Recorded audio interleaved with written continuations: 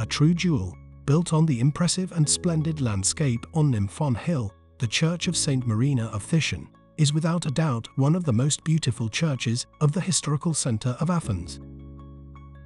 In the past, it constituted a place of prayer of pregnant women, for them to have a safe and painless labor, as well as of the mothers for the health of their children, since St. Marina is regarded also as protector of children.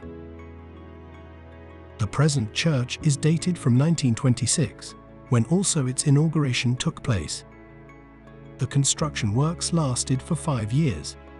The original designs were drafted by Ernest Ziller, and yet eventually the church was built on the basis of the designs of the architect Achilles Georgiadis.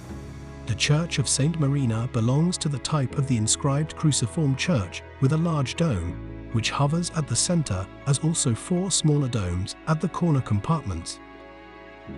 In the 1930s, the particularly aesthetically appealing wood-carved iconostasis of the central church was constructed, crafted by Georgios Nomikos, while the icon paintings are the work of the icon painters Greikos and the Soutsos brothers. At the southeastern corner of the church, a cavernous small church is preserved.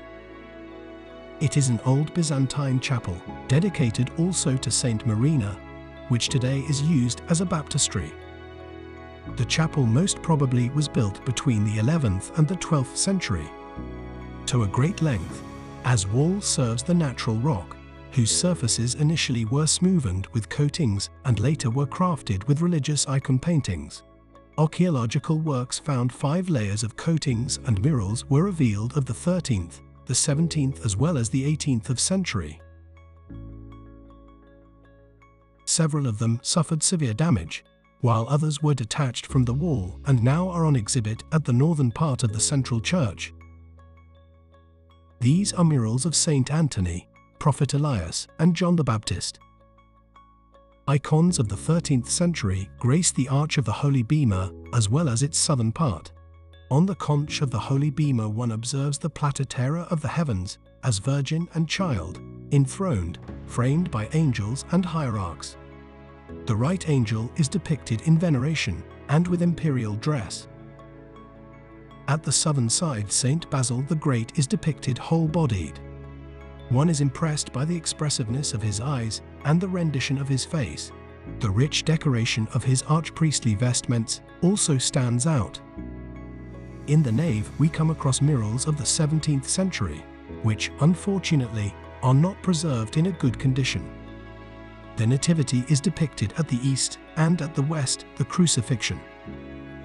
At the southern side stands out the presentation of Christ in the temple and the baptism, where the Jordan River is depicted personified, while at the northern side is depicted the Transfiguration and the Pentecost. At the southwestern pendentive there is the evangelist Marcus, with a short text, Sophoi, Mars ographu share Demetris aphen o grapsus, with wise illegible.